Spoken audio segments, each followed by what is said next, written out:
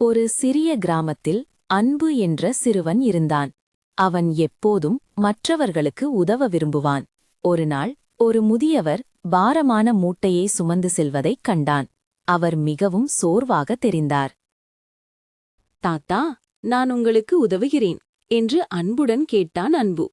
அவர் மகிழ்ச்சியுடன் சம்மதித்தார். அன்பு அந்த மூட்டையை தூக்கினான். அது கனமாக இருந்தாலும் அவன் மனது லேசாக இருந்தது. வழியில் ஒரு சிறிய நாய்க்குட்டி காயமடைந்து அழுவதை கவனித்தான். அவன் உடனே நின்றான். அன்பு தன் தண்ணீர் குடுவையை எடுத்து நாய்க்குட்டிக்கு தண்ணீர் கொடுத்தான். நாய்க்குட்டி வாலையாட்டியது. தாத்தா அந்த நாய்க்குட்டியை தடவி கொடுத்தார். நீ நல்ல உள்ளம் கொண்டவன் என்றார். அவர்கள் மூவரும் சேர்ந்து தாத்தாவின் வீட்டிற்குச் சென்றனர். நாய்க்குட்டியும் பின்னால் வந்தது.